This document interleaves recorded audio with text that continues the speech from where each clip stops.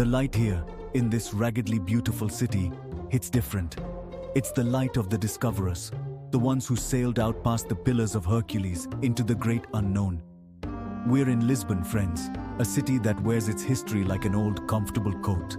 A city that's seen empires rise and fall, that's tasted both the bitter tang of loss and the sweet wine of victory. We're here for the food, of course, but also for the stories etched in these ancient stones, whispered on the cobblestone streets, sung in the mournful strains of fado music. We're here to get a little lost, to find those hidden corners where the soul of Lisbon still breathes, to eat and drink and soak it all in. Over the next few days, we'll be your guide, your slightly cynical but ultimately enthusiastic companion on this journey to the heart of Portugal. We're going to hit the iconic spots, sure, but more importantly, we're going to find the soul of the city, one bite, one sip, one cobblestone at a time. This isn't just some postcard-perfect tower on the waterfront, folks.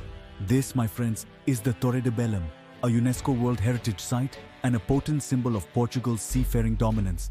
Imagine, if you will, the year 1520.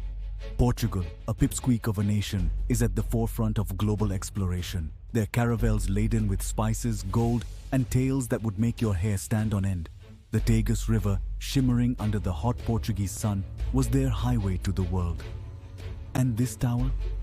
This was their sentinel, their last glimpse of home for sailors embarking on perilous voyages, and their first sight of safety upon their return. Feel the weight of history in these stones, in the cool dampness of the dungeons, in the wind whistling through the arrow slits. Look out over the water, imagine those tiny ships braving the unknown, and tell me you don't feel a shiver run down your spine. This is the legacy of empire, the grandeur and the grit, all rolled into one. But enough about the past, right? Let's talk about something truly important, the view. From up here, Lisbon stretches out before you like a rumpled, sun-drenched map. You can see the hills, the red-tiled roofs, the spires of ancient churches, and the glint of the river snaking its way through it all. Grab a bench, order a pastel de nata from the vendor down the street. Trust me on this one, and savor the moment. You're in Lisbon, baby, and life doesn't get much better than this. Okay, folks, prepare to have your architectural minds blown. This is the Jerónimos Monastery, a masterpiece of Manueline style, a uniquely Portuguese blend of Gothic architecture and maritime motifs. It's like walking into a giant, intricately carved sugar sculpture, except it's made of stone and has stood the test of time for over 500 years. This place is a testament to Portugal's golden age, funded by the riches pouring in from the East Indies. Look around you, the ornate carvings, the twisting columns, the sheer scale of it all. This wasn't just a monastery, it was a statement. A big, beautiful screw you to the rest of Europe. A way of saying, yeah, we're small but we're mighty, and we have the spices to prove it. Take your time wandering through the cloisters, the refectory, the church. Look for the rhinoceros, one of the earliest depictions of the animal in European art, brought back from India by those intrepid Portuguese explorers. Imagine the monks chanting in these halls, the scent of incense hanging heavy in the air, the echo of their prayers mingling with the salty breeze from the river. And don't even get me started on the tombs. Vasco da Gama, the man who found a sea route to India, is buried here. So is Luís de Camões, Portugal's greatest poet, who immortalized the voyages of discovery in his epic poem, Os Lusíadas. These weren't just explorers, they were rock stars, and this place is their Valhalla. Before you leave, do yourself a favor and grab a pastel de nata from the bakery next door. These little custard tarts are legendary, and trust me, after all that walking and history, you've earned it. Trading the cobblestone streets for something a little more aquatic. This is the Lisbon Oceanarium, one of the largest and most impressive aquariums in the world. And trust me, you don't have to be Jacques Cousteau to appreciate this place. The star of the show here is the massive central tank, a masterpiece of engineering that holds over 5 million liters of salt water. Sharks glide effortlessly overhead, raised with wingspans wider than your arm span gracefully through the water, and schools of fish shimmer like living jewels. It's mesmerizing, hypnotic, a glimpse into a world most of us only ever dream of. But this isn't just some glorified fishbowl. The Oceanarium is a champion for ocean conservation, dedicated to educating the public about the fragility of marine ecosystems. They've got exhibits on everything from the icy waters of the Antarctic to the vibrant coral reefs of the tropics, each one more fascinating than the last. Take your time, wander through the different habitats, and let yourself be amazed by the sheer diversity of life in our oceans. Watch the penguins waddle, the sea otters frolic, the jellyfish pulse with an otherworldly glow. It's a humbling experience, a reminder of just how much we still have to learn about the planet we call home. And hey, if you're feeling brave, you can even touch a shark, or at least a baby shark. Just, maybe skip the part where you try to stick your head in its mouth. Perched atop one of Lisbon's 7 hills, overlooking the city like a watchful gargoyle, stands the Castelo de São Jorge. This, my friends, is where it all began. This fortress, with its commanding views and weathered ramparts, has witnessed centuries of history, its stones whispering tales of conquest, resilience, and the enduring spirit of this city. The Moors, the Romans, the Visigoths, they all left their mark on this place. But it was Afonso Henriques, the first king of Portugal, who captured the castle from the Moors in the 12th century, securing Lisbon for Christianity and setting the stage for the birth of a nation. Walk along the battlements, imagine the clash of swords, the twang of bowstrings, the shouts of soldiers echoing through the centuries. Peer through the arrow slits, the same ones that once offered protection from invaders, and take in the panoramic vista of Lisbon spread out before you like a living tapestry. Explore the archaeological site, a fascinating glimpse into the layers of history buried beneath your feet. Unearth fragments of pottery, marvel at the intricate mosaics, and let your imagination transport you back to a time when Lisbon was a melting pot of cultures, a crossroads of civilizations. And if you time your visit right, stick around for sunset. As the sun dips below the horizon, casting the city in a warm golden glow, you'll understand why this view has captivated hearts and minds for centuries. This is Lisbon at its most magical, a city where the past and present intertwine, a place where history whispers on every corner. All right, enough with the crumbling ruins and ancient history for a bit.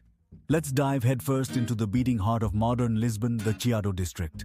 This, my friends, is where elegance rubs shoulders with bohemian cool, where centuries-old cafes sit next to trendy boutiques, and where the ghosts of literary giants still linger in the air. This is a neighborhood best explored on foot, so lace up your most comfortable shoes and let's get lost in the labyrinthine streets. Duck into one of the many bookstores, their shelves overflowing with literary treasures, and lose yourself in the written word. Grab a bica, the Portuguese answer to espresso, at a sidewalk cafe, and watch the world go by.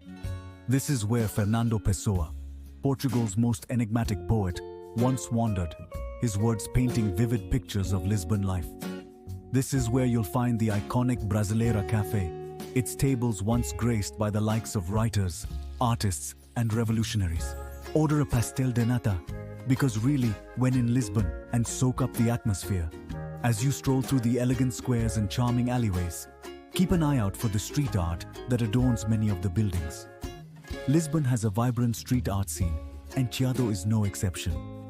From whimsical murals to thought-provoking stencils, these works of art add a splash of color and rebellion to the neighborhood's sophisticated facade. And when you're ready for a break from the urban jungle, head to the São Carlos National Theatre, a stunning neoclassical opera house that has been staging world-class performances for over 2 centuries. Catch a show, or simply admire the grandeur of the building from the outside. Either way, you're in for a treat. Okay folks, buckle up, because we're about to embark on a journey that's as much about the destination as it is about the ride. This is the Elevador de Santa Justa, a neo-Gothic masterpiece of iron and rivets that has been ferrying passengers up and down one of Lisbon's steepest hills since 1902. This isn't just some tourist trap, folks. This is a living, breathing piece of history, a testament to the ingenuity and engineering prowess of a bygone era. As you step into the beautifully preserved wooden cabins, imagine the countless souls who have made this same journey before you. The elegant ladies in their finery, the dapper gentlemen with their canes, the wide-eyed tourists marveling at the city unfolding below. As the elevator slowly ascends, the cityscape reveals itself in all its glory. Red-tiled roofs stretch out as far as the eye can see, punctuated by the spires of churches and the domes of cathedrals. The Tagus River shimmers in the distance, its waters reflecting the azure sky. But the real treat awaits you at the top. Step out onto the viewing platform and prepare to have your breath taken away. From this vantage point, you can see it all: the Castelo de São Jorge, the Alfamar district, the Ponte 25, the Abril Bridge, spanning the river like a miniature Golden Gate. Take your time, soak it all in, and snap a few photos for the folks back home. And as you descend back down to earth, spare a thought for the visionary engineer Raoul Mesnier du Ponsard, who created this marvel of iron and glass. He may have been a disciple of Gustave Eiffel, but with the Elevador de Santa Justa, he created a masterpiece that is uniquely Lisbon. Let's get lost, shall we? Not in the existential dread kind of way, but in the wander down winding alleys, stumble upon hidden courtyards, and find yourself sharing a bottle of wine with locals kind of way. This, my friends, is Alfama, Lisbon's oldest and most soulful district. A place where time seems to have taken a detour, leaving behind a labyrinthine maze of cobblestone streets, ancient houses clinging precariously to the hillside, and a way of life that feels frozen in time. This is where the Moors first settled, and their presence can still be felt in the narrow streets, the whitewashed houses with their wrought iron balconies, and the scent of jasmine and bougainvillea hanging heavy in the air.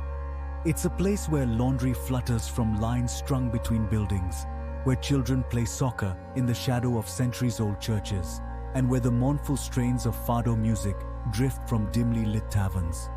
Alfama is best explored on foot, and preferably with an empty stomach and an open mind. Lose yourself in the maze of narrow streets, each turn revealing a new surprise: a hidden courtyard, a tiny chapel adorned with azulejos, traditional Portuguese tiles, a family-run restaurant serving up traditional dishes that have been passed down through generations. As you wander, keep an ear out for the sound of fado music. This hauntingly beautiful genre of Portuguese music is all about saudade, a word that has no direct translation in English, but encompasses a feeling of longing, nostalgia, and a bittersweet yearning for something that is lost or unattainable. Duck into one of the many fado houses that line the streets of Alfama, order a glass of vinho verde, and let the music wash over you. It's an experience that will stay with you long after you've left Lisbon, a poignant reminder of the city's soul. Hold on to your hats, folks, because we're about to step into the maelstrom, the epicenter, the pulsating heart of Lisbon Rocio Square. This, my friends, is where the city comes to see and be seen, a grand plaza that has witnessed revolutions, celebrations, and everything in between. Take a moment to admire the intricate wave-patterned mosaic pavement underfoot, a testament to Portuguese craftsmanship.